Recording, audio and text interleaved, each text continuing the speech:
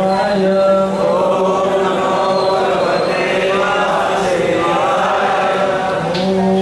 ओम नमो भगवते वासुदेवाय।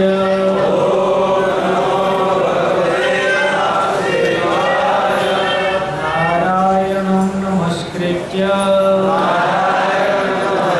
नरं चैव नरोत्तमं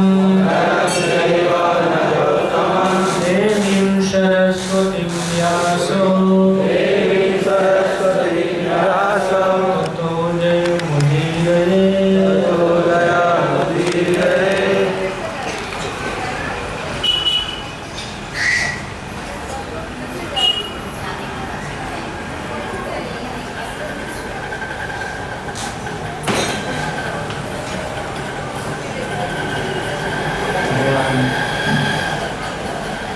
श्री श्री राधा गिरधारी जगन्नाथ बलदेव सुभद्रा जी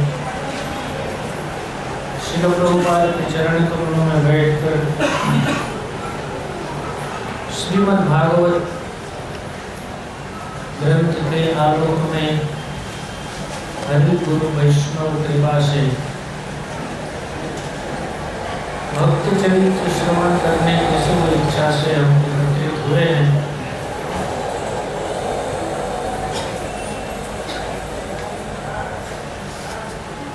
कथा प्रारंभ करता हूं मैं।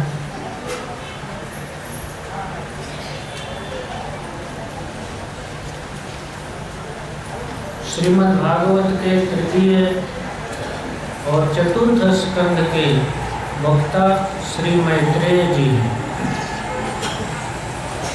और श्रोता भगवान के परम प्रिय भक्त श्री विदुर जी।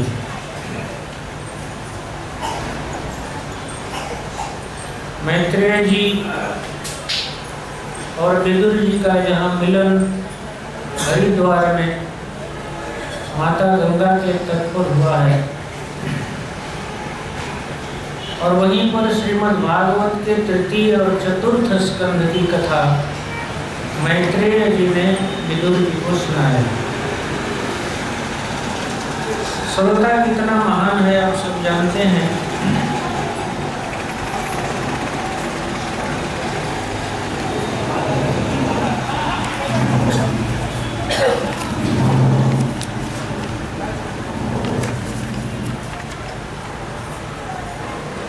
महाभारत युद्ध होने के पहले संधि का प्रस्ताव लेकर भगवान हस्तिनापुर गए थे।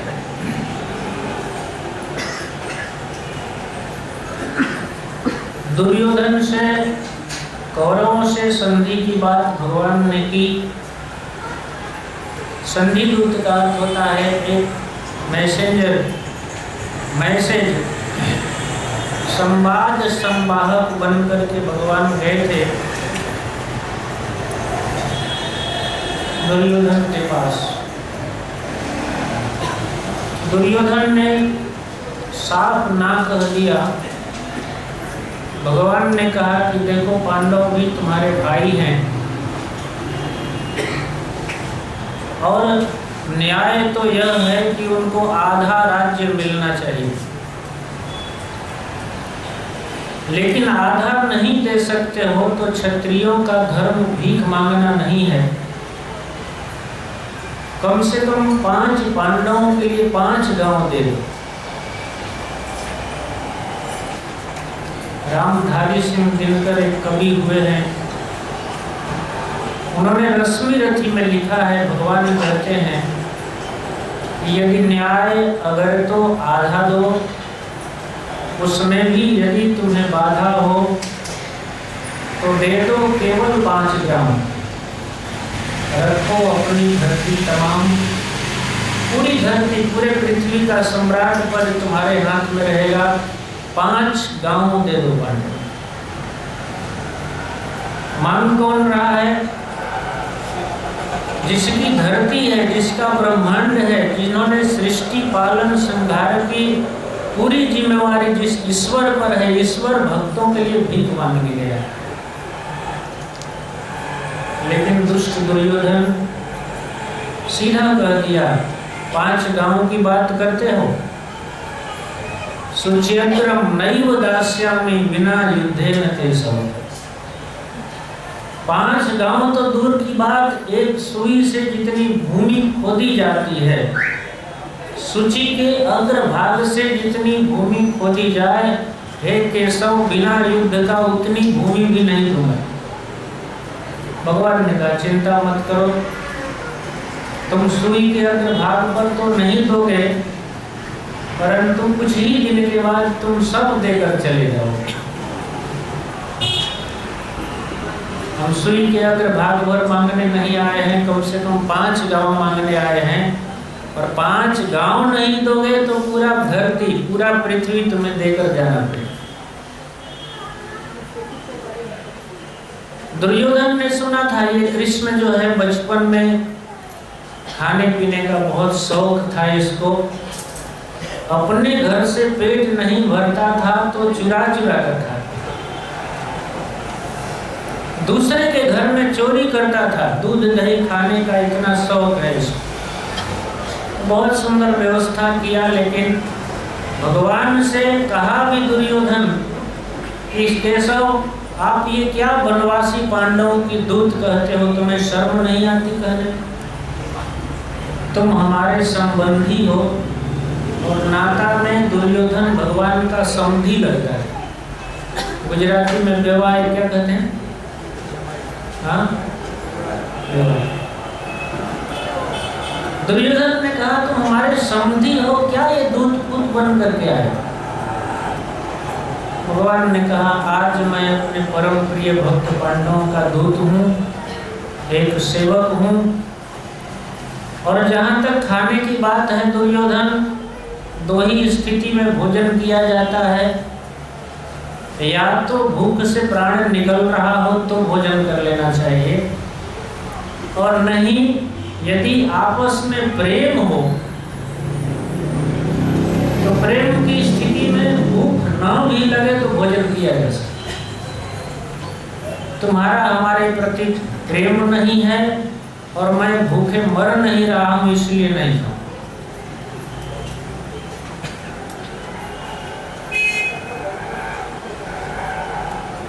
दुर्योधन वास्तव में बहुत कूटनीतिज्ञ था। महाभारत युद्ध में भी आधा से अधिक सेना केवल भोजन करा करके जुटा लिया था। कोई भी आते थे पांडव के पक्ष से भी लड़ने के लिए तो वो बीच में एक फुट पर लाइट खोला था और वहीं पर इतना सेवा स्वागत भोजन की व्यवस्था करता था कि सबका मन बदल जाता था।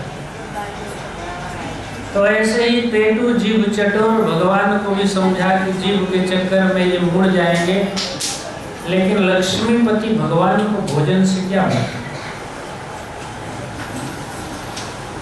भगवान ने कहा नहीं हम खाएंगे नहीं, हम तुम्हारे समधी नहीं, आज हम अपने प्रिय पांडवों के दूत हैं और दूत का कर्तव्य है कि यदि संदेश ठीक ठीक नहीं स्वीकार हुआ तो दूत उस स्वामी के पास भोजन मत।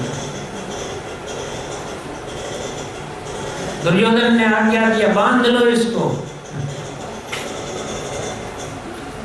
भगवान ने कहा क्या बांधोगे हम? उसी समय भगवान ने कहा कि दुर्योधन पहले इस आकाश को बांधो, ये सारा आकाश पृथ्वी और पाताल मेरे अंदर है, आकाश को बांधो।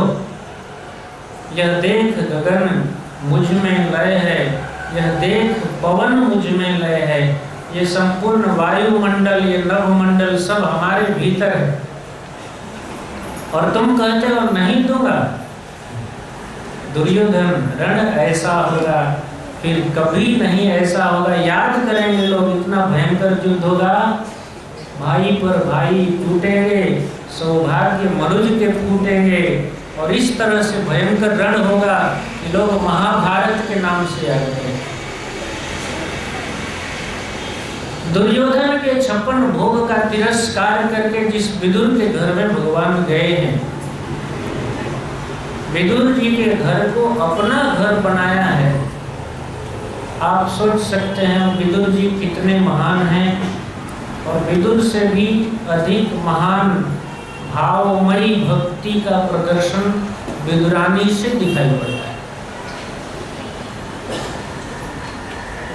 ऐसे श्री विदुर जी महाभारत युद्ध के पहले ही तीर्थ यात्रा के ब्याज से निकले, और तीर्थ यात्रा करते करते श्री वृंदावन धाम में उद्धव जी से भेंट हुआ। उद्धव जी ने यदुकुल विनाश की लीला सुनाई और विशेष प्रश्न करने लगे विदुर जी। तो मैत्रेय उद्धव जी ने कहा कि विदुर जी, अपने स्वधाम गमन के समय भगवान ने आपके लिए मैत्रेय जी को उपदेश देने का आदेश दिया है। भगवान ने कहा था कि मैत्रेय, मेरे इस दिव्य संदेश का उपदेश तुम विदुर को देना। मेरे प्रिय भक्त विदुर मेरे विरह को सह नहीं पाएंगे, इसलिए तुम उनके विरह को शांत करना। ये तृतीय और चतुर्थ स्कंद की जो कथा है श्रीमद् भागवत में, इसके श्रोता श्री विदुर जी हैं और कथा मैत्रेय। बंधुओं, जिस समय भगवान इस धराधाम को छोड़ रहे थे, उस समय केवल दो ही व्यक्ति भगवान के साथ थे, श्री विदुर जी और उद्धव, मैत्रेय जी और उद्धव जी। दोनों के बीच में बहुत ही मधुर संवाद हुआ है। सुंदर सुंदर प्रश्न विदुर जी ने किया है।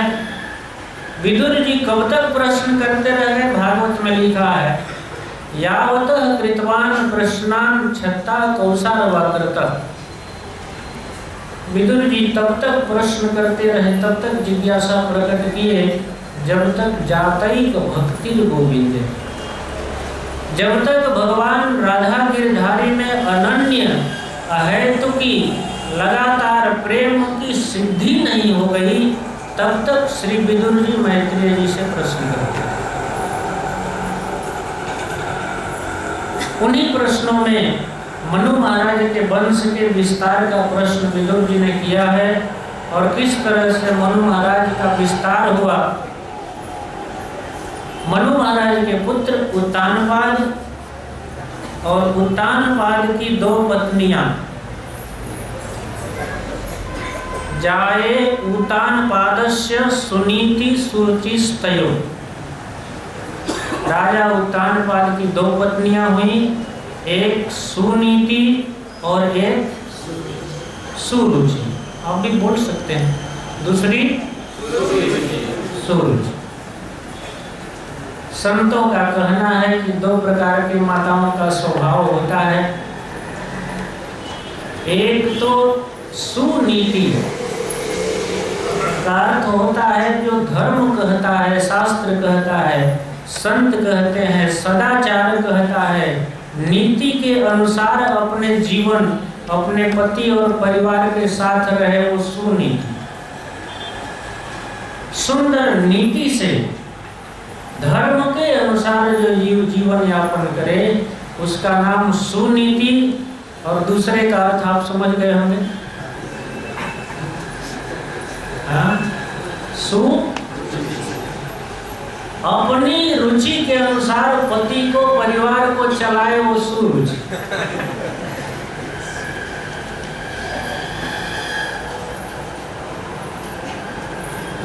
और ये दोनों पत्नियां राजा उत्तानपाद के पास हैं, सुंदर नीति के अनुसार भी है और सुंदर रुचि के अनुसार।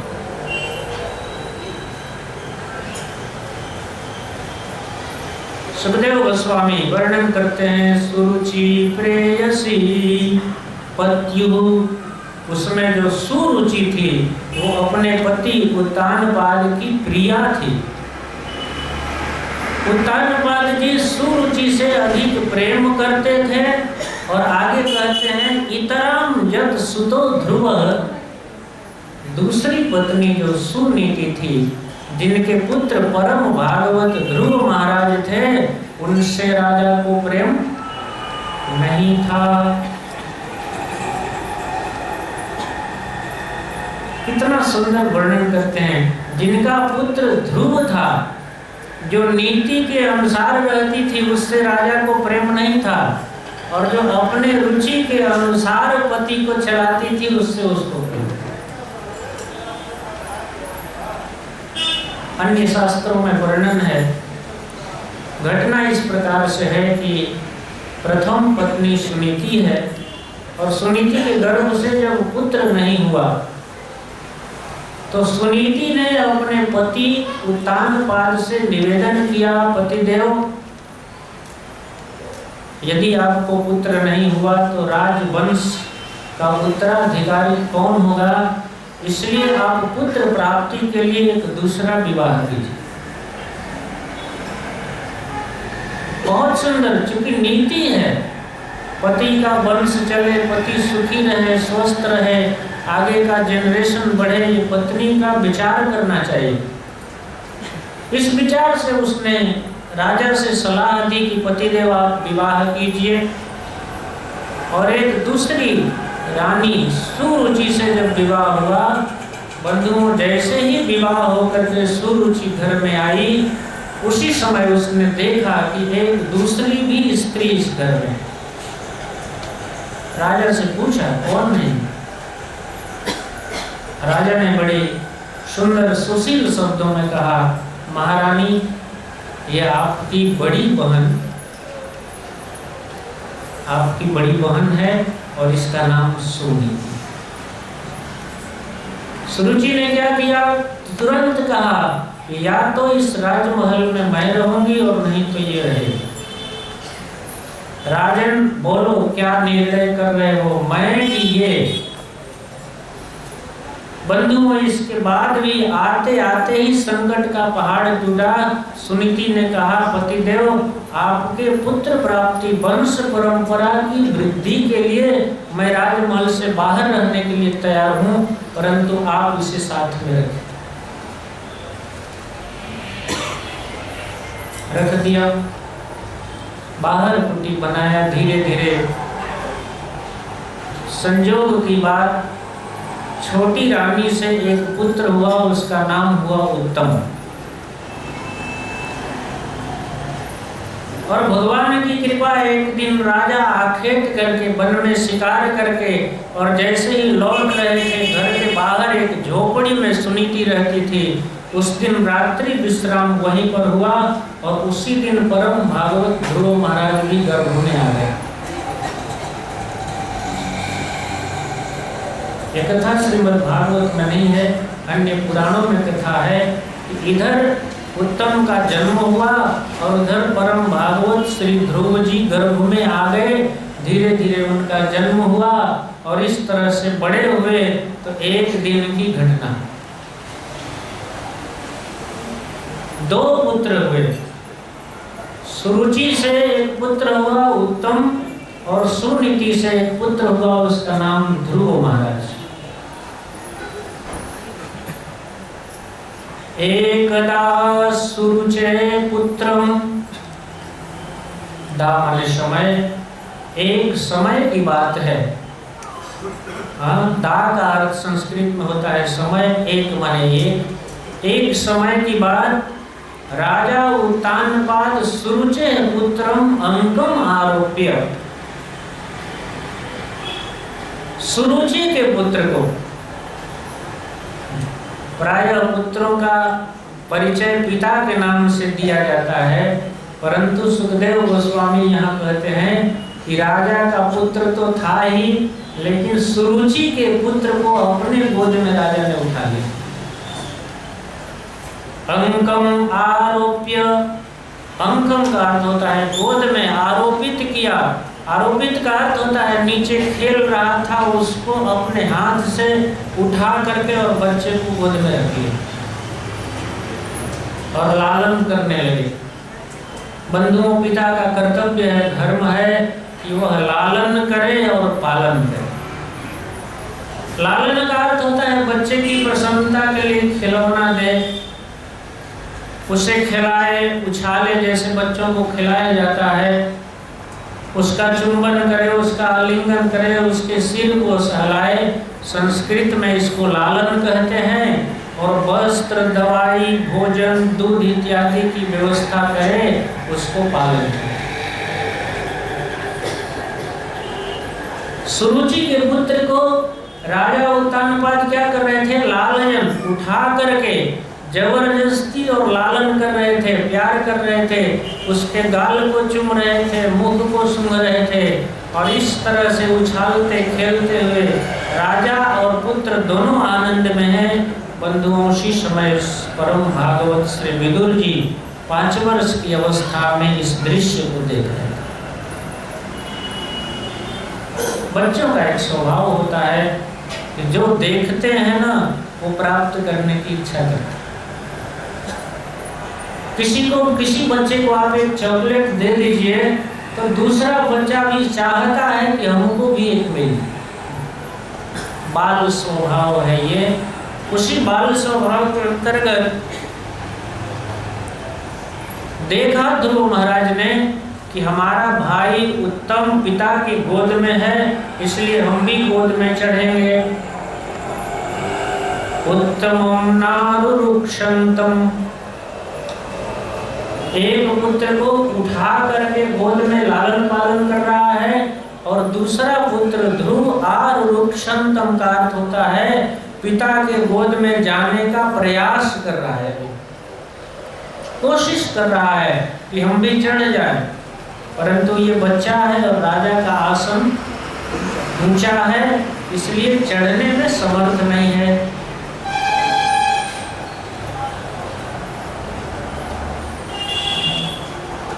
देख रहा है इस दृश्य को राजा उत्तानपाद देख रहे हैं। बंधुओं, लिखा है राजा उत्तानपाद कौन है? बोले भगवान के वसुदेव जी के कला का अंश है।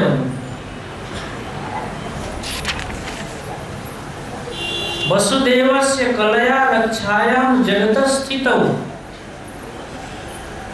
सुखदेव गोस्वामी उत्तानपाद के का परिचय देते हैं कि जगत का पालन करने के लिए भगवान की कला शक्ति से युक्त होकर के उत्तानपाद का अवतार हुआ है।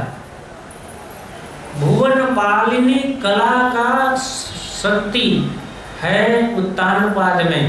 भुवन पालिनी मतलब सारे संसार के पालन करने की शक्ति भगवान की तरफ से मिली है। परंतु बंधुओं, विडंबना देखिए, जिसके अंदर सारे भुवन को पालन करने की शक्ति मिली है, वो अपने बच्चे को गोद में नहीं उठा सकता है। वासुदेवस्य कलया, भगवान वसुदेव के कला से रक्षायाम जगत, सारे जगत की रक्षा और पालन करने के लिए जिसका अवतार हुआ है, ऐसे उत्तानपाद अपने पुत्र को गोद में नहीं उठा सकता। क्या लाचारी है? क्यों नहीं उठा रहे हैं?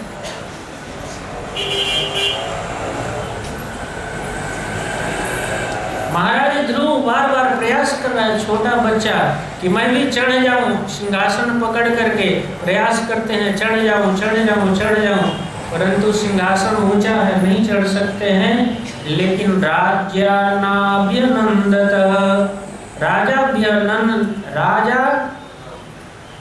ध्रुवम राजाभ्यनंदत, ध्रुव महाराज चढ़ने का प्रयास करते हैं, लेकिन ध्रुव महाराज के उस प्रयास का राजा ने अभिनंदन नहीं किया।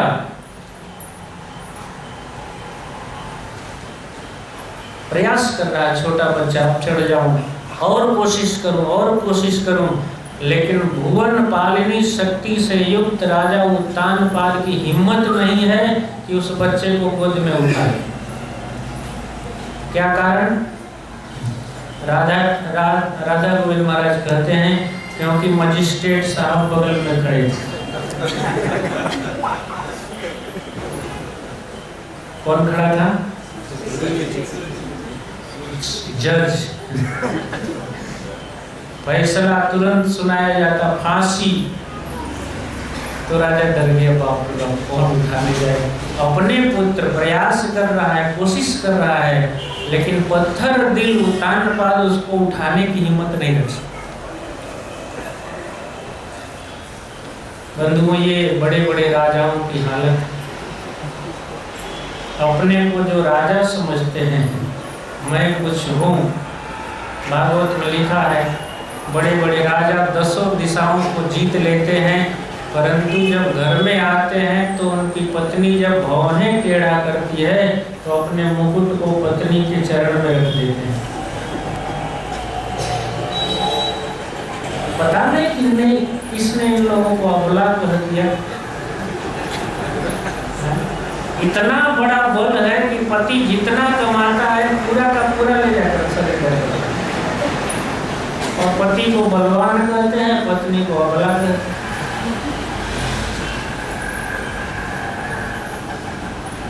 तो राजा गोविंद महाराज कहते हैं, मजिस्ट्रेट साहब से डर करके राजा साहब ने ध्रुव को गोद में नहीं लिया।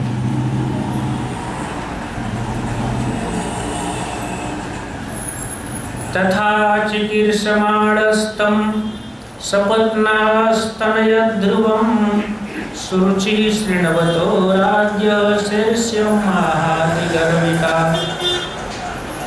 तथा चिकीर्षमाणस्तं, छोटा बच्चा बालक ध्रुव तथा चिकीर्षमाणम, चढ़ने का प्रयास कर रहा है, परंतु कौन है? सपत्न्यास्तनयम, सौत के पुत्र सुरुचि के सौत सुनीति का जो पुत्र ध्रुव है वो चढ़ने का प्रयास करता है, और इस प्रकार से बार बार जो प्रयास कर रहा था तो सुरुचि से बर्दाश्त नहीं हुआ। उसके मन में 2 भाव आए। सुखदेव गोस्वामी कहते हैं, मैत्रेय जी कहते हैं, एक तो ईर्ष्या और दूसरा गर्व। स ईर्ष्याम आह अति गर्विता,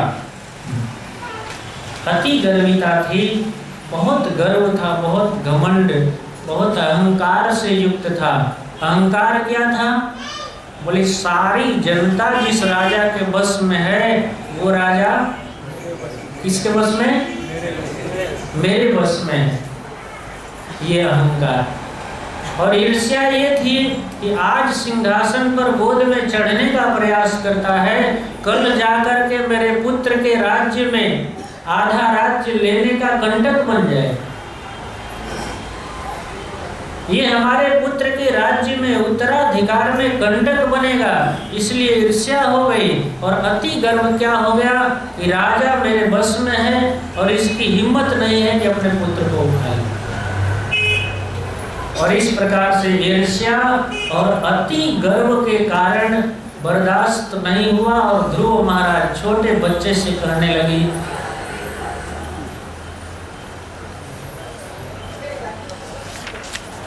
कहती है, हे वत्स बेटा, भवान नृपते धिष्ण्यम आरोढ़ुम न अर्हति। कभी कभी गुस्से में भी आदमी बहुत अच्छा संबोधन करता है। कहती है, बेटा, हे वत्स, तुम इस राजा के आसन पर चढ़ने के योग्य नहीं हो। न वत्सल नृपतेर धिष्ण्यम भवान आरोढ़ुम अर्हति। पुत्र, तुम राजा के आसन पर चढ़ने के योग्य नहीं हो। तो ध्रुव महाराज छोटे बालक हैं, उन्होंने कहा, क्यों? हम क्यों नहीं चढ़ सकते हैं? मैं भी इनका पुत्र हूँ, ये हमारे पिता हैं, और पिता के गोद में चढ़ने का जन्म सिद्ध अधिकार पुत्र को है। अब वो पुत्र यदि पिता के गोद में, माँ के गोद में न रहे तो किसके गोद में जाएगा? बोले नहीं नहीं, कहीं कहीं तो आचार्य लोग लिखे हैं कि हाथ पकड़ करके ऐसे झटक दिया ध्रुव को, ध्रुव महाराज गिर गए। बोले बेटा, तुम इसके अधिकारी नहीं हो, आगे से आइंदे से कभी प्रयास मत करना, नहीं चढ़ सकते। नहीं चढ़ सकते हो तो ध्रुव महाराज ने पूछा, क्यों नहीं चढ़ सकता हूँ? क्या कारण है नहीं चढ़ सकता हूँ? क्या मैं राजा का नहीं हूँ, राजा का लड़का नहीं हूँ? तब कहती है अपि नृपात्मज, तुम राजा के लड़के हो फिर भी नहीं चढ़ सकते। ध्रुव महाराज ने पूछा क्यों, क्या कारण है? बोले राजा के लड़के भले हो परंतु तुम रानी के लड़के नहीं हो। अरे राजा की बहुत सी रानियां होती हैं, स्त्रियां होती है, दासियों से भी पुत्र पैदा करता है, तो क्या वह दासी का पुत्र भी राजकुमार हो जाएगा? राजकुमार तो रानी का पुत्र ही होगा ना। इसलिए तुम राजा के पुत्र हो परंतु रानी के पुत्र नहीं हो, इसलिए इस आसन पर तुम्हारा कोई अधिकार नहीं। न गृहीतो, क्या कहती है? न गृहीतो मया कुक्षम, तुम मेरे कोख से, मेरे गर्भ से उत्पन्न नहीं हुए हो, इसलिए तुम्हारा इस पर चढ़ने का अधिकार नहीं है। आगे कहती है बेटा तुम ये सब बात नहीं समझ सकोगे क्योंकि अभी बच्चे हो, बालक असी, तुम अभी बालक हो। बालक माने अज्ञानी, बालक माने बच्चा, और विद्वानों की भाषा में बालक का शुद्ध अर्थ मूर्ख होता है। तुम अभी ये सब बात नहीं समझ पाओगे क्योंकि अभी बच्चे हो। विद्वानों की भाषा में तुम मूर्ख हो, बेवकूफ को नहीं कहा जाता है, बड़ी सभ्य शब्द से कहा जाता है, भाई आप शांत रहिए, अभी आप बालक हैं। क्या कहा जाता है? अभी आप बालक हैं, आप ज्यादा मत बोलिए। उसी तरह से ये सुरुचि कह रही है, बालक असी, तुम बच्चे हो और तुम्हें ये पता नहीं है कि अन्य स्त्री गर्भ संभव, तुम्हारा जन्म अन्य स्त्री से हुआ है, यह बात तुम्हें पता नहीं है, और अन्य स्त्री से तुम्हारा जन्म हुआ है, इसलिए दूसरे स्त्री से पैदा हुआ पुत्र इस सिंहासन पर नहीं चढ़ सकता। इसलिए बेटा तुम जो कुछ भी मनोरथ कर रहे हो, तुम्हारे मन में जो अभिलाषा है कि मैं इस गोद में चढ़ूं, इस आसन पर चढ़ूं, ये तुम्हारा मनोरथ दुर्लभ है। तुम जो सोच रहे हो ये ठीक नहीं है, पूरा नहीं होगा।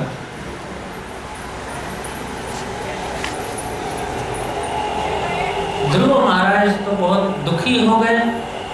कहने का तात्पर्य ये था कि भले तुम राजा की पत्नी से, लेकिन वो पत्नी रानी नहीं है, इसलिए तुम नहीं चढ़ सकते। 5 वर्ष के बच्चे हैं ध्रुव महाराज, लेकिन सब बातें समझ रहे हैं। ऐसा नहीं कि छोटे बच्चे हैं उनको समझ में नहीं आ रही है, सब बातें समझ रहे हैं। कहने का तात्पर्य यह है सुरुचिका कि तुम एक ऐसे अभागिन माँ के पुत्र हो, और ऐसे स्त्री के, अन्य स्त्री गर्भ से संभव होने के कारण, जन्म होने के कारण तुम इस आसन पर नहीं चढ़ सकते हो। तो ध्रुव महाराज ने कहा कि अच्छा, तब इस आसन पर चढ़ने के लिए क्या करना पड़ेगा? क्या उपाय करूं, क्या विधि है, क्या तरीका है कि मुझे ये आसन मिले?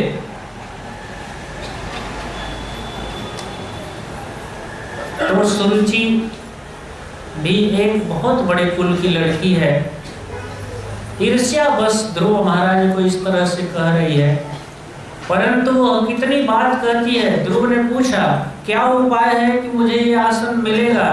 तब कहती है कि तपसा आराध्य पुरुषम, बेटा यदि तुम इस आसन पर आरूढ़ होना चाहते हो, इस राजा के गोद में और सिंहासन पर बैठना चाहते हो, तो सबसे पहले तुम जाकर के तपस्या करो, जंगल में जाओ, तपस्या करो। और तपस्या किसकी करो? बोले आराध्य पुरुषम, परम पुरुष भगवान विष्णु की, भगवान नारायण की, कृष्ण की आराधना करो। ईर्ष्या में बोल रही है, गर्व से बोल रही है, लेकिन बात कितनी सुंदर बोल रही है। उसने ये नहीं कहा कि कहीं भूत प्रेत नेता देवता इन सब की शरण में जाओ। कितनी सुंदर बात कहती है राधा गोविंद महाराज। इस विषय में कहते हैं कि अपने समझ से तो मार रही है ध्रुव को, परंतु मार भी रही है सोने के सिक्के से। कैसे मार रही है? जैसे कोई गुस्से में आपको सोने का एक सिक्का मारे तो आप उस मार के दर्द से परेशान होंगे कि सिक्का लेके भाग जाएंगे? हाँ, तो मारने का घाव लगेगा ही नहीं, लगेगा कि और 2-4 सिक्का मार दे तो और अच्छा ही ऐसे ही बोल रही है, गर्व में, ईर्ष्या में बोल रही है, अहंकार से बोल रही है, लेकिन कह रही है कि तुम इस आसन को, राज्य को प्राप्त करना चाहते हो तो तपस्या, आराध्य पुरुष, तपस्या करके भगवान परम पुरुष की आराधना करो। परम पुरुष कौन है? गोविंदम आदि पुरुषम तमहम भजामि। पुरुष का अर्थ होता है जो सबके पूर्व में, सबके हृदय में भगवान शयन कर रहे हैं। ऐसे भगवान विष्णु नारायण की शरण में जाओ और तपस्या करो। तपस्या करके उनके अनुग्रह को प्राप्त करो, उनकी कृपा प्राप्त करो, और उनकी कृपा जब मिल जाए, उनका दर्शन मिल जाए, तब तुम भगवान से मांगना कि सुरुचि के गर्भ में मेरा जन्म दीजिए। सुरुचि इतना अहंकार में बोल रही है, ये कह रही है कि इतना बड़ा राज्य प्राप्त करना है तो भगवान भी तुमको डायरेक्ट नहीं बैठा सकता। अब एक प्रश्न होता है, भगवान प्रसन्न हो जाए तो तुम्हारे गर्भ में आने की क्या जरूरत? क्या वो डायरेक्ट इस आसन पर नहीं बैठा सकते हैं? तो कहती है ना ना ना, ईश्वर का भी सामर्थ्य नहीं है कि डायरेक्ट इस आसन पर बैठा दे। उससे मांगना कि सुरुचि के गर्भ में मेरा जन्म दीजिए, क्योंकि बंधुओं सुरुचि को इतना पता है कि किसी के गर्भ में भेजना ये भगवान की इच्छा है। जीव अपनी इच्छा से किसी माता पिता के गर्भ में नहीं जा सकता। हम लोग किसी के पिता पुत्र बने हैं, किसी के माँ है, पिता है, हम अपनी इच्छा से किसी को बाप नहीं बनाए। सुरुचि को इतना पता है कि यह भगवान की इच्छा होगी तभी हमारे गर्भ में जन्म होगा, और हमारे गर्भ में जन्म होगा तब तुम इतना बड़ा राज्य का अधिकारी हो सकता है। नहीं तो दुर्लभ थे मनोरथ, तुम्हारा जो मनोरथ है वो दुर्लभ है, पाने में, प्राप्त होने में अत्यंत दुष्कर है, बहुत कठिन है, ये राज्य तुमको प्राप्त नहीं होगा। इतनी सुंदर बात कहा, जाओ जंगल में भगवान का भजन करो, तपस्या करो, और प्रसन्न हो जाए तो मेरे गर्भ से जन्म मांगना, तब तुमको ये राज्य मिलेगा। लेकिन उसके कहने का भाव बंधुओं बहुत खराब था। वो कहना ये चाहती थी कि अरे 5 वर्ष का बच्चा, क्या तुम सिंहासन पर चढ़ेगा? जाओ जंगल में और उधर ही बाघ भेड़िए खा जाए, बुखार इत्यादि आएगा, मरो उधर। क्यों ये फालतू बेकार प्रयास करते हो इस सिंहासन पर चढ़ने? कहने का तात्पर्य ये था कि जाओ जाओ मर जाओ, इस जीवन में तुमको ये राज्य सिंहासन नहीं मिलेगा। क्योंकि शेरस्यम आहा अति गर्विता, मैत्रेय जी कहते हैं अति गर्व में बोल रही है, हाथ पकड़ करके झटक दिया, बोले क्या भागो, चला है राजा के आसन पर बैठने के लिए। यदि शशि निर्वासनम, यदि इस राजा के आसन को इच्छा है, प्राप्त करना चाहते हो, तब गर्भे तुम साधयात्मानम, आत्मानम, अपने आप को मेरे गर्भ में आने का वरदान मांगो, और जब भगवान की इच्छा से तुम मेरे गर्भ में आओगे, जन्म होगा, तभी तुम इस आसन पर चढ़ सकते हो। कहने का तात्पर्य ये था कि मेरा लड़का है, पहले से ही एक लड़का है, दूसरे लड़के की जरूरत नहीं है, और तुम जाओ जंगल में उधर तप ताप करके मरो, बाघ भेड़िए खा जाए, भूखे मरो, तड़प तड़प करके मर जाओ, तुम क्यों फालतू ये दुर्लभ मनोरथ कर रहे हो। लेकिन है मुझे परिवार की, इसलिए आचार्य लोग कहते हैं कि सोने के सिक्के से मारने का अर्थ ये है कि ध्रुव महाराज के प्रथम गुरु के रूप में उसने कहा कि बेटा इस तरह का राज्य यदि तुम्हें चाहिए तो तपसा आराध्य पुरुषम, क्या करना पड़ेगा, तपस्या करो और तपस्या से भगवान की आराधना करो, प्रसन्न करो। भगवान प्रसन्न हो जाए तो उनसे वरदान मांगना कि आप सुरुचि के गर्भ में मेरा जन्म दीजिए। इस तरह से यदि तुम्हें राजा के आसन प्राप्त करने की इच्छा है तब इस तरह से करो। मैत्रेय जी कहते हैं, विदुर जी मातु सपत्न्या सदुरुक्ति विद्ध। ध्रुव महाराज 5 वर्ष के बच्चे थे, परंतु वो सब कुछ समझ रहे थे। क्या समझ रहे थे कि ये मेरा अपमान नहीं है। ध्रुव महाराज का अपमान यदि सुरुचि करती तो इतना दुखी नहीं होते। ध्रुव महाराज इसलिए दुखी हो गए कि ये मेरी माँ का अपमान कर रहे हैं। कहा ना, अन्य स्त्री गर्भ संभव, दूसरे स्त्री के गर्भ से तुम्हारा जन्म हुआ है इसलिए भागो। अपने माँ के अपमान से दुखित होकर, विचलित होकर के ध्रुव महाराज, उनको बहुत क्रोध आया। और कैसा क्रोध आया, मैत्रेय जी कहते हैं श्वसन अनुसार लंबी लंबी सांस लेने लगे और ठीक ध्रुव महाराज की वही हालत हुई जैसे दंड हतो यथाहि, जैसे किसी सांप को डंडे से मार दिया जाए, मरे नहीं और जिस तरह से फुफकार मारने लगता है, देखा है ना आप लोगों ने,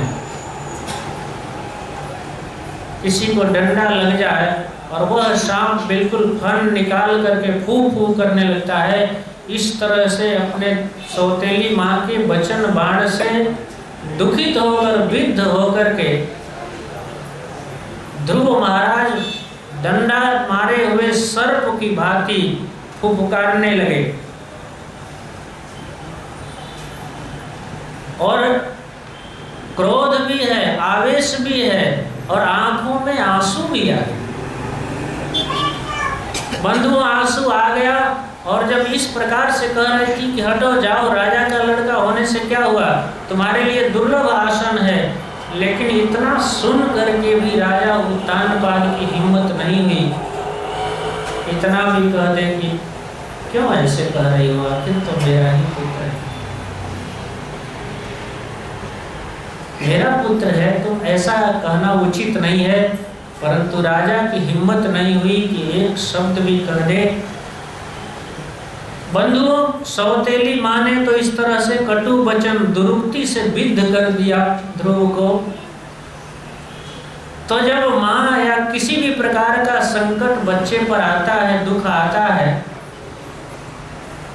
तो वर्तमान में सुनीति जी तो वहाँ नहीं है, उत्तानपाद ही है और ध्रुव को इतना पता है कि ये मेरे पिता हैं।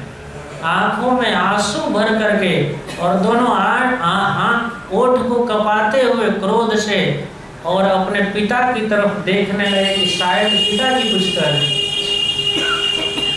लेकिन सुखदेव गोस्वामी कहते हैं त्वाम संतम पितरम, एकटक पिता की तरह देखते हुए दोनों सुंदर नेत्रों से आंसू प्रवाहित हो रहा है, लेकिन वो पिता सन्नवाचः,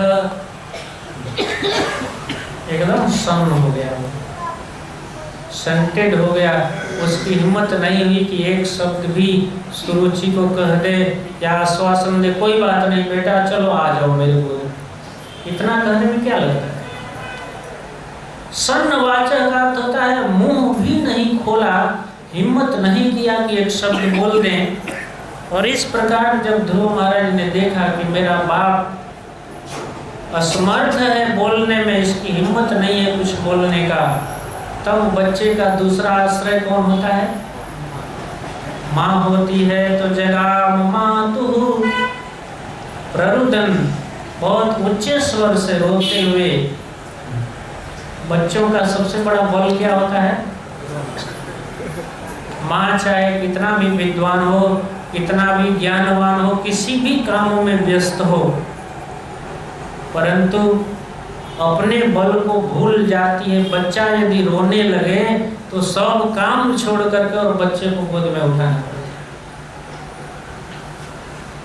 पिता गोद में उठा लेता है, माँ गोद में उठा लेती है, परंतु कितना कठोर हृदय का पिता है कि सामने अपना पुत्र रो रहा है, लेकिन उसकी हिम्मत नहीं हुई कि कम से कम कह दे कि चुप रहो, रो मत। प्ररुदन का अर्थ होता है बहुत प्रकृष्ट रूप से, बहुत उच्च स्वर से रोने लगे और देखे कि ये कायर पिता, नपुंसक बाप कुछ नहीं बोल सकता है, तो मातुः प्ररुदन सकाशम, अपनी माता के पास ध्रुव महाराज चले।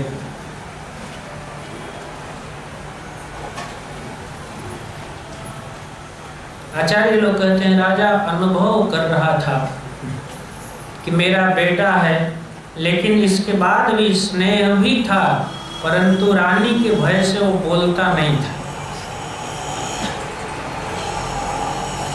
दुरुक्ति विद्ध होकर के, अपने सौतेली माँ के दूषित उक्ति से विद्ध होकर, दुखी होकर के ध्रुव महाराज अपने माँ की शरण में गए। क्या स्थिति थी ध्रुव महाराज की? मैत्रेय जी कहते हैं तम निःश्वसन्तम, लंबी लंबी सांस ले रहे थे, अधर और ओष्ठ दोनों फड़क रहे थे, स्फुरित अधरोष्ठम, और इस प्रकार से अपने पुत्र को दुखी देखा। सुनीति जी ने देखा कि मेरा पुत्र ध्रुव रोते हुए आ रहा है और बहुत बड़ा दुख से दुखी है। बच्चे कितने दुखी हैं उनके रोने से पता चल जाता है। छोटा घाव लगा तो धीरे धीरे रोते हैं, मालूम है ना आप सब, और बड़ा घाव लगा तो उसका स्पीड जो इंटेंसिव होता है, तो माँ जान जाती है कि कितना दुख से ये हो रहा है, टेम्परेचर दुख का कितना है। तो जान गई कि बहुत दुख से कोई इसको बहुत पीट दिया है, मार दिया है डंडे से या किसी तरह से, लेकिन दूसरा ये जानती थी, सोच रही है कि राजा का लड़का है, किसकी हिम्मत है जो इसको मार। बहुत बड़ी दुविधा में, परंतु देखा निःश्वसन्तम स्फुरिताधरोष्ठम, और इस प्रकार से अपने बालक एकलौते पुत्र ध्रुव को रोते हुए रोने में ध्रुव महाराज के 8 ओठ कांप रहे थे, सांस लंबी लंबी और फफक फफक करके जिसको कहते हैं, बहुत लंबा ऊंचा श्वास ले ले करके रोते हुए जब आते हुए देखा, फफक फफक के रोने का अभिनय करना है। माँ का हृदय करुणा से, दया से द्रवित हो गया और द्रवित हृदय से अपने बच्चे को गोद में उठा लिया, अपने आंचल से बच्चे के आंसू को पोंछने लगी। सुनीति रुत्संग उदुह्य बालम, अपने बालक को उद्संग में गोद में उदुह्य उठा करके और पूछने लगी, बेटा क्या बात है, किसने तुम्हें मारा, क्यों दुखी हो, क्यों रो रहे हो, क्या कारण है, बताओ तो सही, तो बताओ। परंतु ध्रुव महाराज इतने दुखी हैं। बंधुओं, जब अतिशय दुख हृदय में होता है तो जो बातें होती है ना, वो कह नहीं पाता है। देखते ना बच्चे रोते रोते जब कुछ कहते हैं तो कह नहीं पाते हैं और ज्यादा रोने लगते हैं। ठीक यही हालत ध्रुव महाराज की है।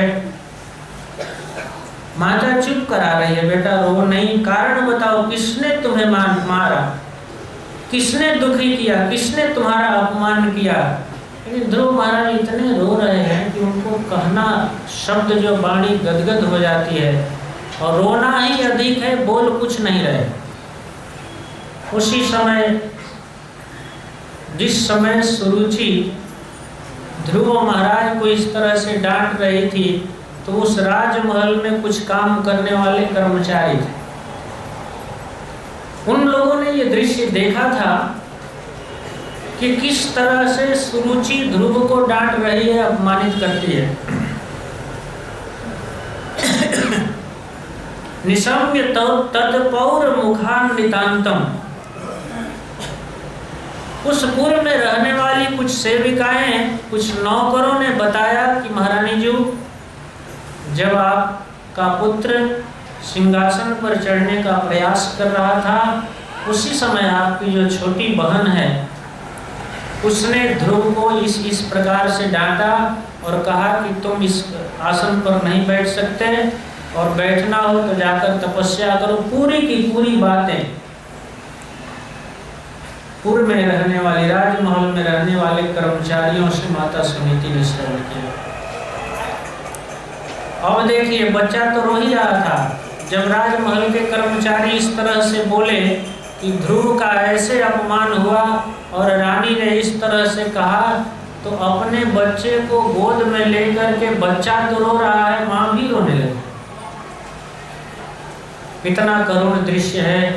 बच्चा भी रो रहा है, माँ भी रो रही है। माँ धीरे धीरे आंसू पोंछती है, मुंह पोंछती है, बेटा रो नहीं, और खुद रोने लगी। सापिव्यथे यद गलितम सपत्न्या, अपनी सपत्नी सौत सुरुचि के बात को सुन करके, स्मरण करके, और इस तरह से रोने लगी।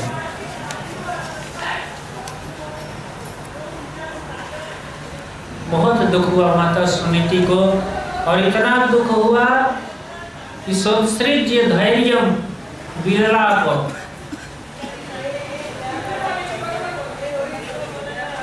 इतना शोक हुआ कि उत्सृज्य धैर्यम, माता सुनीति का धैर्य उत्सृज्य हो गया, समाप्त हो गया, और शोक से अभिभूत होकर के विलाप करने लगे। विलाप का अर्थ क्या होता है? पुरुष लोग, ऐसा देखा जाता है कि पुरुष जब रोते हैं तो कविता करके नहीं रोते हैं, लेकिन माताओं का एक स्वभाव होता है कि जब वो रोती हैं तो कुछ कहते हुए, कुछ गाते हुए, कुछ कविता बना करके रोती हैं। पता नहीं इधर रोती हैं कि नहीं, हमारे तरफ तो रोती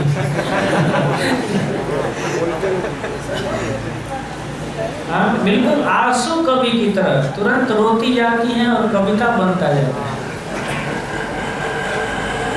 तो बंधुओं, इस तरह से जब बिना कुछ कहे रोया जाए तो उसको रुदन कहते हैं, और कुछ कह करके, कुछ सुना करके तब रोया जाए उसको विलाप कहते हैं। मैत्रेय जी कहते हैं कि धैर्य बिल्कुल समाप्त हो गया, और विललाप, विशेष रूप से आलाप लेते हुए, गाते हुए, उच्च स्वर से कह कर के रोते हुए, शोक दावाग्नि में माता सुनीति जल गई। मैत्रेय जी कहते हैं माता सुनीति की स्थिति ऐसी हो गई जैसे चारों तरफ से भयंकर आग लगा हो, और उस आग के बीच में एक कोमल लता मुरझा मुरझा कर उसके शरीर से जैसे जल निकलने लगता है, गिरने लगता है और जलने लगती है, उसी तरह शोक की अग्नि में माता सुनीति का शरीर जलने लगा। दावाग्निना दावलतेव बाला, बाला का अर्थ होता है जो माता सुनीति अभी बहुत कम उम्र की थी, एक ही पुत्र हुआ था, और वह भी राजा की पुत्री, राजा की पुत्री थी, सुंदर सुकुमार शरीर। परंतु जब इस तरह से उन्होंने सुना कि हमारे सौत ने इस तरह हमारे बच्चे को कहा है, तो उनके धैर्य का बांध टूट गया और बहुत उच्च स्वर से रो रो करके विलाप करने लगे। कैसे विलाप कर रही हैं? क्यों धैर्य टूट गया? बंधुओं, वास्तव में एक पत्नी का सबसे बड़ा बल, सबसे बड़ा संबल उसका पति होता है। पत्नी के जीवन में पति का बल, पति की कृपा, पति की शक्ति प्राप्त न हो तो पत्नी का जीवन अधूरा नहीं, बिल्कुल नाकाम होता है। एक तो पति का स्नेह नहीं मिलता था और दूसरे एक पुत्र था, उस पुत्र से भी ऐसी शत्रुता। और सौत करे तो ठीक है, पति के सामने इस तरह से कहने की हिम्मत हो गई। तो माता सुनीति को ऐसा लगा कि आज ये कह रही है और हो सकता है कल हमारे पुत्र को मरवाए। तो पति प्रेम भी गया और पुत्र से भी हाथ धोना पड़ेगा, इस बात को सोच करके। शोक किसे कहते हैं? आगे की बात को सोच सोच करके जो हृदय का सुख सूख जाता है, हृदय का जो सुख है, हृदय में एक आनंद है, जो विचार उस आनंद को सोख ले, सोखना समझते हैं ना, सुखा ले, उसी को सोख कहते हैं।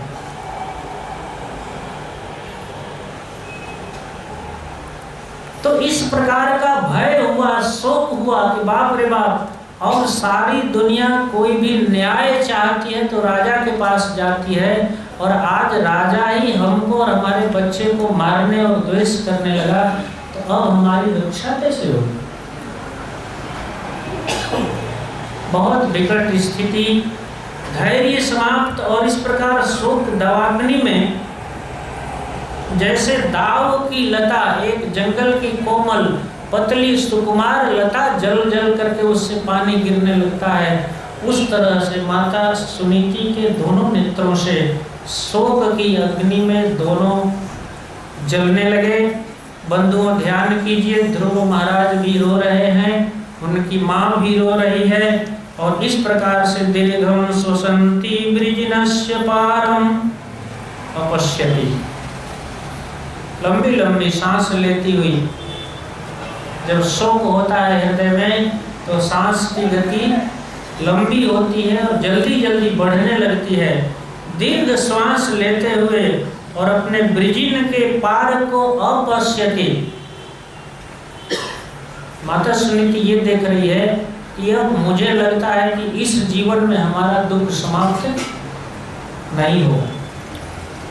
अब दुख समाप्त करने वाला पति प्रतिकूल हो गया और पुत्र को आज से ही लोग द्वेष करने लगे। तो राजा यदि द्वेष किया तो कल चल के हमारे पुत्र को मार सकता है। तो पुत्र से हीन, पति से हीन होकर के एक स्त्री की क्या हालत होती है, इस बात से शोक हुआ और शोक से दावाग्नि की लता की तरह झुलस गए, दोनों नेत्रों में आंसू।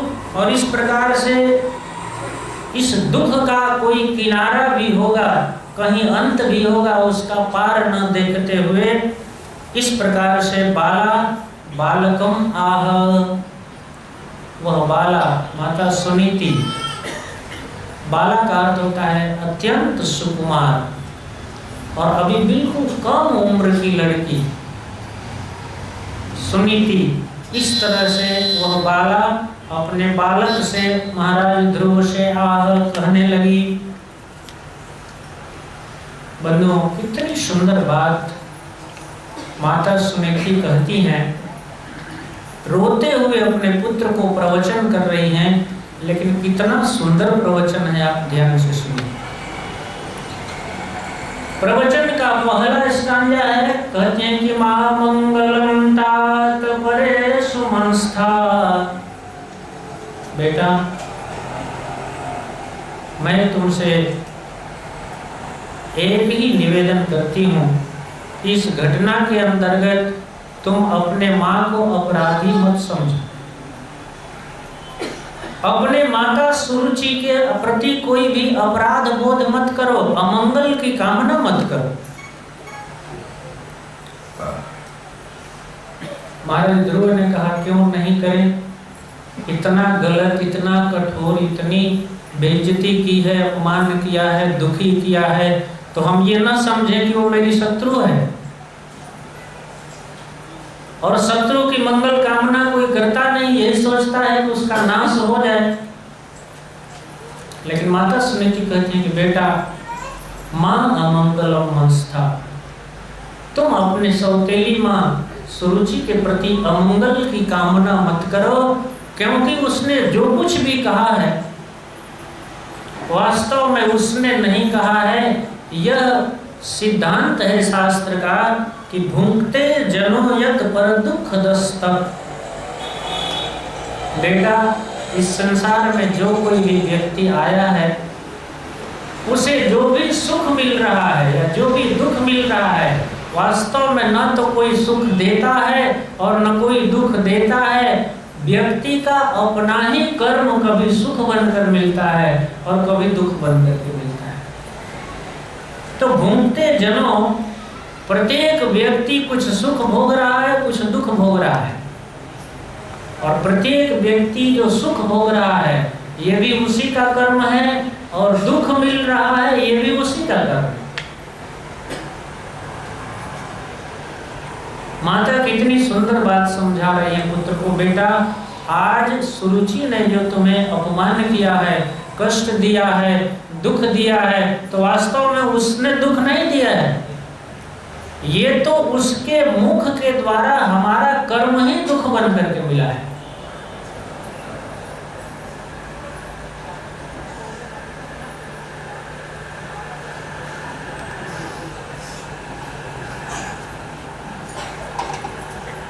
क्योंकि प्रत्येक जीव भुंक्ते जनों, जन कहते हैं बंधुओं, जो जन्म और मृत्यु के बीच में पड़ा हुआ जीव है, वह भुंक्ते भोग रहा है। क्या भोग रहा है?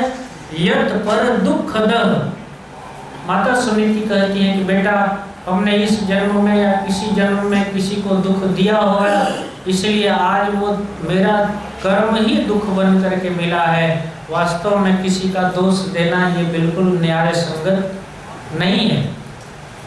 और मानस में भी लिखा है, नटनागर प्रभु, को न काहू कर सुख दुख। भगवान श्री राम कहते हैं, लक्ष्मण, न तो कोई किसी को सुख दे सकता है और न कोई किसी को दुख दे सकता है। बोले ये दोनों मिलते कैसे हैं? बोले निज कृत कर्म, अपने ही कर्म का फल कभी सुंदर भोजन बन करके मिलता है तो कभी भूख बनकर मिलता है। आज कोई आपका सम्मान करता है, ये भी आपका कर्म है। और आज आपको भयंकर रोग हो जाए, अपमान हो जाए, शत्रु मिल जाए, दुख मिल जाए, तो ये भी बंधु आपका ही कर्म है। परंतु अब कर्म का सिद्धांत भगवान में गीता में कहते हैं, कर्मणो गहना गति। कर्म की गति इतनी गहन है कि बड़े बड़े विद्वान भी कवयो व्यत्र मोहिता, बड़े बड़े कवि भी इस सिद्धांत को नहीं समझ पाते। परंतु इतना समझिए, 3 प्रकार का कर्म है, संचित, प्रारब्ध और क्रियमाण।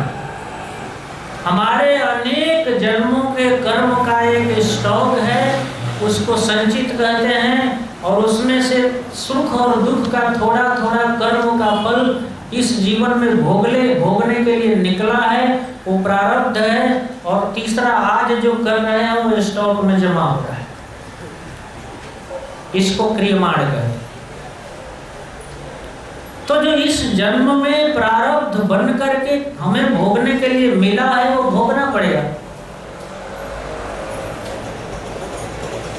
माता सुनीति यही कह रही कि बेटा, हमारे ही कर्म, अच्छा भोजन बन करके मिलता है, पुत्र बन करके मिलता है, पत्नी मिली है वो भी कर्म है, घर मिला है वो भी कर्म है, महल मिला वो भी हमारा कर्म, और झोपड़ी मिली वो भी हमारा, मित्र मिला वो भी हमारा, शत्रु मिला, हमारे ही कर्म समय समय पर वस्तु और व्यक्ति बनकर मिलते हैं।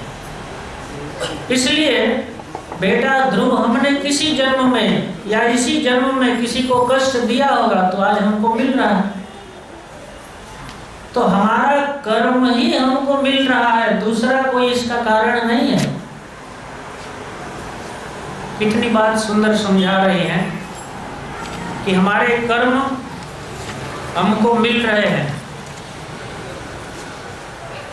तो ध्रुव महाराज ने कहा कि तब क्या जो कुछ भी माता सुरुचि ने कहा है वो ठीक कहा है? जब उसने मेरा अपमान नहीं किया, मैं ही अपने अपमान का कारण हूँ, तो माता जो जो सुरुचि ने कहा वो ठीक कहा है? तब माता सुनीति कहती हैं कि सत्यम सुरुच्या भीतम भवान में। बेटा तुम्हें जो कुछ भी माता सुरुचि ने कहा है वो बिल्कुल सत्य कहा है, उसमें थोड़ा भी गलत नहीं है। और पुत्र को कितना ठेस लगेगा, कितना दुख होगा कि जिस अपने सौतेली माँ के वचन बाण से विद्ध होकर के माँ के पास आया है और ये माँ भी कहने लगी कि बेटा बिल्कुल ठीक तुम्हारी माता ने कहा है। सत्यम सुरुच्या भीतम, सुरुचि ने जो कुछ भी कहा है वो बिल्कुल सत्य है। और क्या कहा है कि तुम एक दुर्भाग्यशाली माँ के गर्भ से जन्म लिए हो, तो बेटा ये बिल्कुल सत्य है। अब इससे बड़ा दुर्भाग्य क्या होगा? माता सुनीति कहती है कि तुम्हारे पिताजी हमको रानी की बात तो दूर रही, एक नौकरानी भी नहीं मानते। नौकरानी की भी एक इज्जत होती है, प्रतिष्ठा होती है, उसका काम निश्चित होता है, उसको मान सम्मान, महल में उसकी आवश्यकता महसूस की जाती है कि वो आएगी। परंतु मैं इतना दुर्भाग्यशालिनी हूँ कि न तो महल में जा सकती और न तुम्हारे पिता महल से बाहर आ सकते। पत्नी की बात तो दूर रही, नौकरानी भी नहीं मानते हैं। और ऐसे दुर्भाग्यशालिनी माँ के पुत्र तुम हो, जन्म लिए हो, तो बेटा वास्तव में तुम्हारा दुर्भाग्य है। और केवल जन्म ही नहीं लिए हो, स्तन्येन वृद्धा, केवल तुम्हारा जन्म ही दुर्भाग्यशालिनी माँ के कोख से, गर्भ से नहीं हुआ, तुम्हारी वृद्धि भी दुर्भाग्य से हुई। जो तुम बड़े हो तो एक गरीब पिता भी, एक गरीब माता भी अपने बच्चे के लिए क्या टॉनिक, क्या डॉक्टर, क्या उसके पोषण के लिए विटामिन, पौष्टिक आहार, दूध इत्यादि की व्यवस्था करती है। परंतु बेटा आज तक तुम्हारे पिता ने तुम्हारे लिए एक पाव दूध की व्यवस्था भी नहीं की। तुम मेरे जैसे दुर्भाग्यशालिनी के गर्भ से जन्म ही नहीं, मेरे ही दूध से तुम्हारा पोषण भी हुआ है। इसलिए तुम्हारी सौतेली माँ ने जो कहा है वो बिल्कुल ठीक कहा है। माता सुनीति ये कह रही है कि तुम्हारे पिता ने आज तक एक पैसे का पौष्टिक दवा नहीं दिया। तो जन्म एक पहला दुर्भाग्य है, और दूसरा दुर्भाग्य क्या है कि तुम हमारे दूध से ही तुम्हारा वृद्धि हुआ, पोषण हुआ है। इसलिए बेटा तुम रो मत, ये रोने का समय नहीं है। और मेरी इच्छा है कि माता सुरुचि ने बिल्कुल ठीक ठीक कहा है, और जो तुम्हारी सौतेली माँ ने कहा है अब उस काम में तुम लग जाओ। कहा भले द्वेष से है, गर्व से कहा है, ईर्ष्यावश कहा है, परंतु जो बात कही है कि तपसा आराध्य पुरुषम, तपस्या के द्वारा परम पुरुष भगवान की आराधना करो, उनको प्रसन्न करो, ये बात बहुत सुंदर है। बात बहुत सुंदर है। इसलिए मेरा विचार है कि आतिष्ठ तत्तात विमत्सरस्त्वम, विमत्सर होकर के, मत्सरता से हीन होकर के, मत्सरता समझते हैं? मत्सरता का अर्थ होता है अकारण, बिना कारण, निष्कारण किसी को कष्ट पहुंचाना, इसको मत्सर कहते हैं। और बंधुओं, इसी मत्सर शब्द को हिंदी में मच्छर कहते हैं।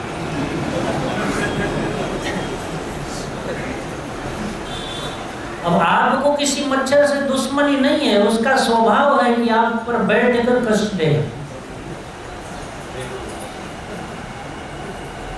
कुछ लोगों का ऐसा स्वभाव हो जाता है, उनका स्वभाव होता है कि वो दूसरे को अपने वाणी से, व्यवहार से दुखी करें, और कभी कभी तो अपना खर्च करके भी दूसरे को दुखी करते हैं। और कभी कभी होता है स्वयं परेशान होकर के भी दूसरे को परेशान करते हैं। ये उनका स्वभाव होता है। तो माता सुनीति कहती हैं कि बेटा भी मत्सर हो जाओ। बी का अर्थ होता है विगत मत्सरता, मत्सरता से बिल्कुल हीन हो जाओ। जलन किसी के प्रति मत रखो, किसी को कष्ट मत पहुंचाओ।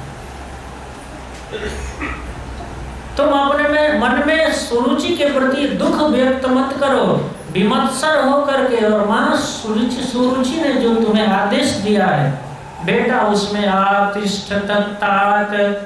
अभी भी ध्यान कीजिए, महाराज ध्रुव का रोना बंद नहीं है। महाराज ध्रुव रो रहे हैं और ऐसे रोते हुए पुत्र को मां उपदेश कर रही है। क्या कहती है? आतिष्ठ।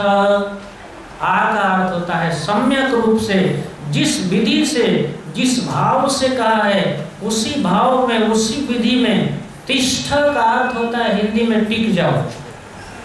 तुम्हारी सौतेली माँ ने जो कहा है, जैसे कहा है, उस आदेश में तिष्ठ, स्थित हो जाओ, टिक जाओ। और टिक करके क्या करो? उत्तम समात्रा मोती निर्व्यलीकम। तुम्हारी सौतेली माँ ने जो कहा है वो बिल्कुल निर्व्यलीक, शास्त्र के अनुकूल बात है। यदि आसन चाहिए, राज्य चाहिए, सुख चाहिए, भोग चाहिए, जो कुछ भी चाहिए, अकाम सर्व काम हुआ, मोक्ष काम उदारधि तीव्रेण भक्ति योगेन यजेत पुरुषं परम।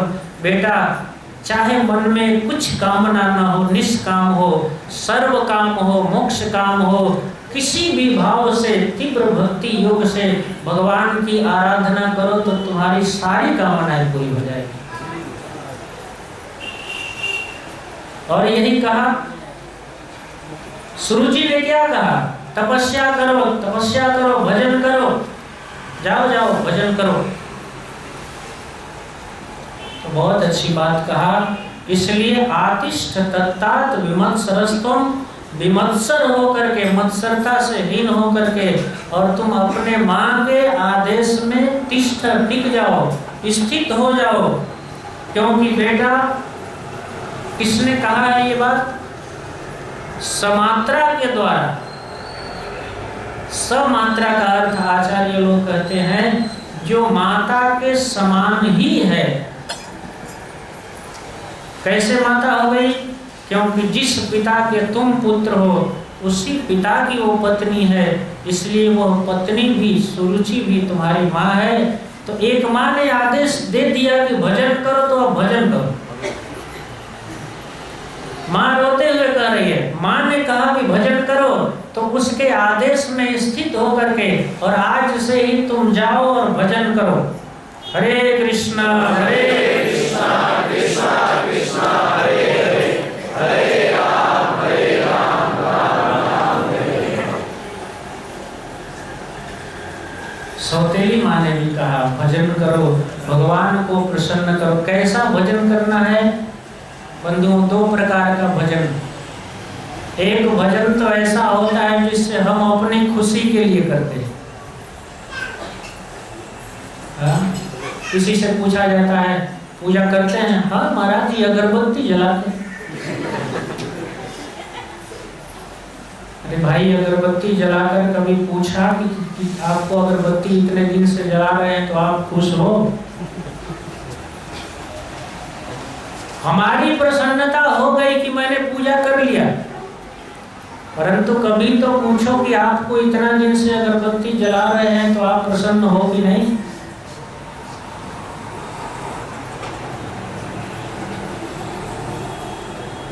माता सुरुचि ने क्या उपदेश किया? तपस्या करो, परंतु कैसी तपस्या?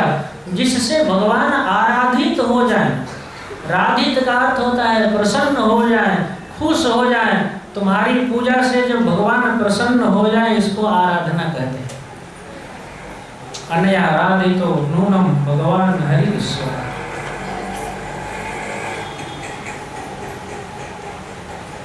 भगवान प्रसन्न हो जाए उसको तपस्या कहते हैं।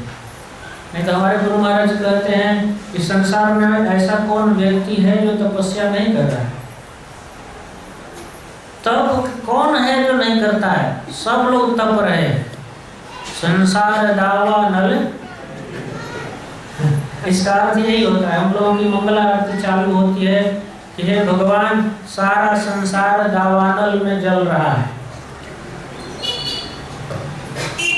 कोई मन दुखी, कोई तन दुखी, जलन सबको है। किसी के तन में दुख है, तपस्या है, रोग चल रहा है, तो कोई मन से दुखी है, कोई चिंतित है, कोई उदास है, कोई ईर्ष्या में है, किसी को लोभ जला रही है। और एक ही व्यक्ति को सब कुछ जला रहा है। क्रोध आता है तो सारा सिस्टम जलने लगता है। राधा गिरधारी भगवान की।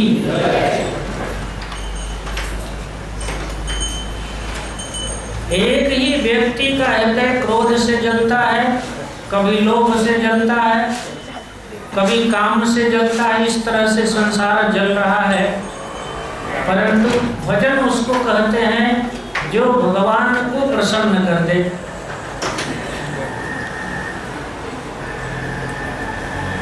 तो माता ने कहा कि बेटा तुम जाओ तपस्या करो, 5 मिनट और रुकना पड़ेगा।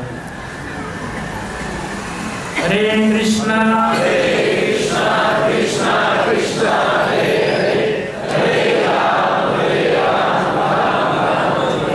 तुम्हारी सौतेली माँ ने कहा है, इसलिए आराधया अधोक्षज पाद पद्मम। बेटा तुम्हारा कर्तव्य क्या है? भगवान अधोक्षज के चरण कमलों की आराधना करो।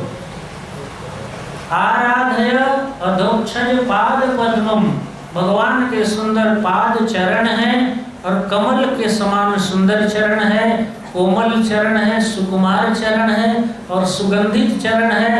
और ठीक कमल से भी सैकड़ों गुना सुंदर सुकुमार है। परंतु अब कहाँ से उपमा ली जाए? संसार का सबसे कोमल, मधुर, सुगंधित, सुकुमार पुष्प कमल। कह रहे हैं कि भगवान का जो चरण है वो कमल के समान सुंदर है। ऐसे परम सुंदर चरणों की आराधना करो। और तब यदि से ध्यासन उत्तमो यथा, यदि उत्तम के समान, अपने भाई के समान आसन, राज्य, सिंहासन की प्राप्ति करना चाहते हो तो बेटा आराधय अधोक्षज पाद पद्मम, भगवान अधोक्षज के चरण कमलों की आराधना करो। अधोक्षज का अर्थ क्या होता है? इंद्रियाणि अक्षाणि ज्ञानस्य जस्य सर्मात् अधः सन्ति स अधोक्षज। शास्त्र में अधोक्षज शब्द की व्याख्या की गई है। अक्ष का अर्थ होता है इंद्रिय और ज माने जन्म लिया हुआ। इंद्रिय से जन्म लिए हुए, पैदा हुए ज्ञान जिससे अधः रहते हैं। अक्षजम ज्ञानम जस्मात् अधः विद्यते। इंद्रियों का ज्ञान जिस भगवान तक नहीं पहुंचता है, ऐसे प्रभु को अधोक्षज कहते हैं। माता समिति कहती है बेटा भगवान अधोक्षज के चरण कमलों की आराधना करो और तब तुम्हें ये उत्तम जैसा आसन मिलेगा। ध्रुव महाराज ने कहा, माँ तुम भगवान अधोक्षज की आराधना की बात करती हो तो मुझे ऐसा आसन मिलेगा, क्या कोई प्रमाण है? किसी ने आज तक प्राप्त किया भगवान की पूजा करके आसन? बड़ा लोक, बहुत बड़ा राज्य, शासन मिला किसी को? तब माता समिति कहती है कि बेटा इसके प्रमाण तुम्हारे परदादा हैं। श्री ब्रह्मा जी ने जिन भगवान के चरण कमलों की परिचर्या करके इस सारे विश्व ब्रह्मांड के सर्वश्रेष्ठ पद ब्रह्मलोक में स्थित हैं। कैसे लोक ब्रह्मा जी को मिला है? बोले जिन लोक के विषय में जिन्होंने अपने मन को और इंद्रियों को जीत लिया है, ऐसे मन और प्राण को जीतने वाले जितेंद्रिय पुरुष जिस धाम की चिंता करते हैं, ध्यान करते हैं जिस ब्रह्मलोक की, वो ब्रह्मलोक भगवान अधोक्षज के चरण कमलों की आराधना से मिली। ब्रह्मा जी को जो इतना बड़ा पद मिला है, इतना बड़ा लोक मिला है, बेटा ये केवल भगवान के जस्यांघ्रि पद्मम परिचर्य विश्वम, जिसके अंघ्रि पंगज चरण कमल की परिचर्या करके, पूजा करके, ध्यान करके, प्रणाम करके ब्रह्मा को इतना बड़ा लोक मिला है। बेटा तुम भी यदि भगवान की आराधना करोगे तो ये तुक्ष उत्तानपाद का आसन क्या है, इससे करोड़ों गुना बड़ा और सुंदर आसन तुम्हें भगवान दे सकते हैं।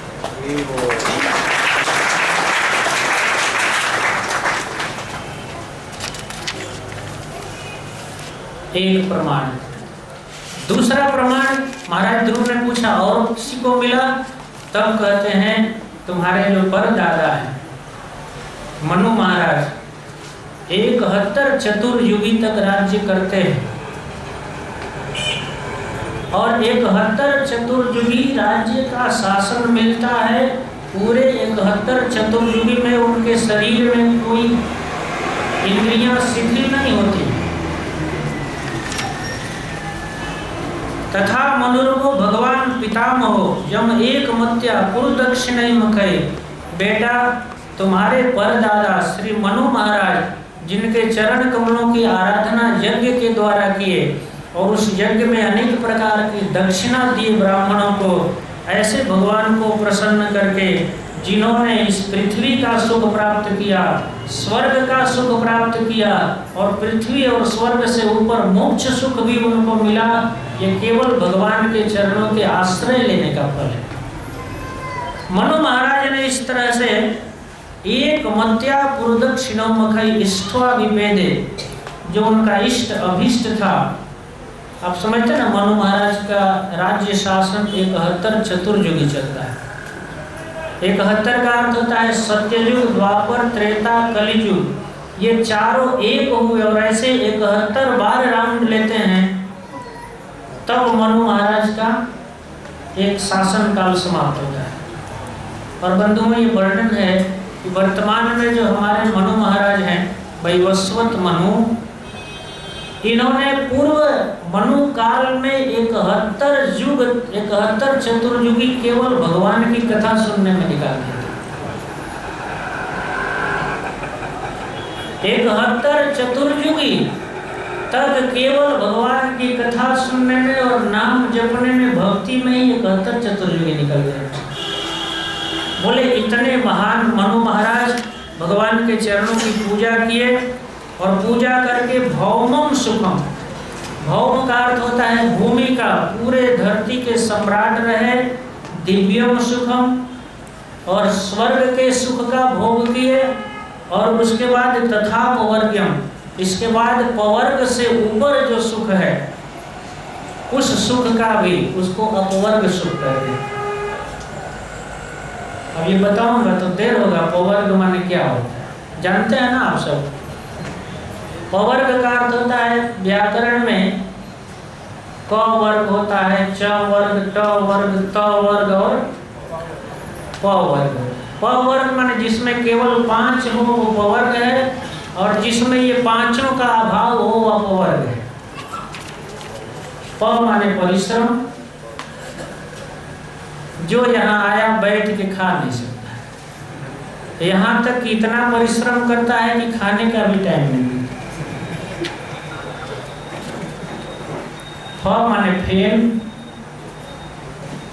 थकावट, गाज जिसको भोजपुरी में कहते हैं, थक के सो जाए। और फल क्या होता है? ब माने व्यर्थ, और हर एक क्षण में भय, और लास्ट में दांत। हाँ, हमारे यहाँ दांत चिपोर के जाना कहते हैं। म माने, और जहाँ ये पांचों न हो उसको अपवर्ग कहते हैं। सुनीति कहती है कि बेटा ध्रुव, तुम्हारे परदादा मनु महाराज ने धरती का भी एक छत्र सम्राट का भोग किया, स्वर्ग में भी राज्य किया उन्होंने, और भगवान के चरणों का आश्रय लेने से, आराधना करने से मोक्ष सुख भी, अपवर्ग सुख भी उनको प्राप्त हुआ।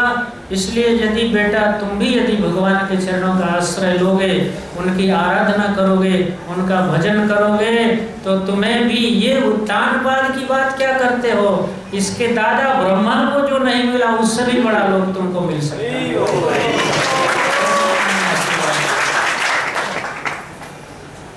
बहुत सुंदर सुंदर श्लोक है। तमेव वत्साश्रय भृत्य वत्सलम, भगवान के गुणों का वर्णन रोते हुए कहती है कि बेटा, जिस प्रकार जैसे एक नई ब्याई हुई गाय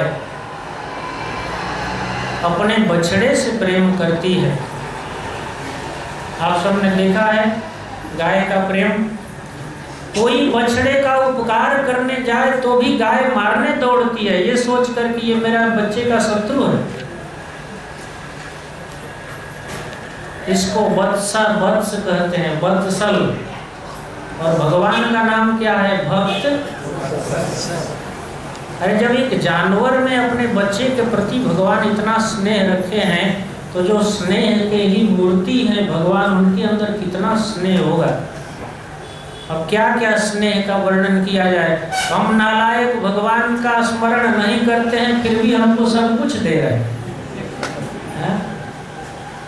हम बिल्कुल याद नहीं करते हैं तो भी सब कुछ दे रहे हैं। इतना वत्सलता है। जब हम उनका आश्रय लेंगे, उनको प्रणाम करेंगे, उनके आराधना करेंगे, तो भगवान हमें कितना मानेंगे। माता सुनीति कहती हैं, बेटा वो स्नेह के भंडार है।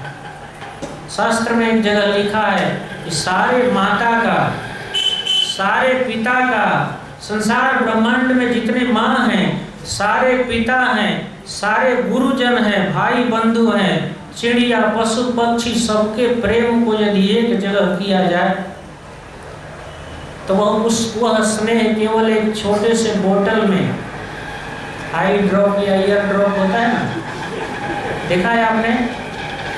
इतने छोटे से बोतल में सबके स्नेह को एक जगह किया जाए तो रखा जा सकता है, परंतु अकेले भगवान के स्नेह को देखा जाए तो बिल्कुल समुद्र के समान अपार स्नेह है जीव के। ऐसे परम स्नेही, परम उदार भगवान के चरण का आश्रय लोगे बेटा, मुमुक्षु भीर मृग्य पदाब्ज पद्धतिम अनन्य भावे निजर्भर्म भाविते मनस्य अवस्था भजस्व पुरुषम।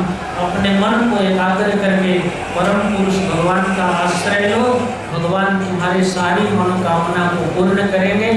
और इस प्रकार से उन्होंने एक और कहा कि बेटा सारी दुनिया लक्ष्मी के भक्त,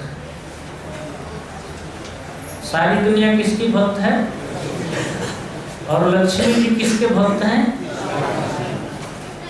बेटा अब इससे अधिक बात क्या कहूँ, यही समझ लो सारा संसार जिनको चाहता है वो भगवान को चाहती है। ऐसे भगवान के चरणों का आश्रय लोगे तो तुम पर साक्षात माता लक्ष्मी की कृपा होगी।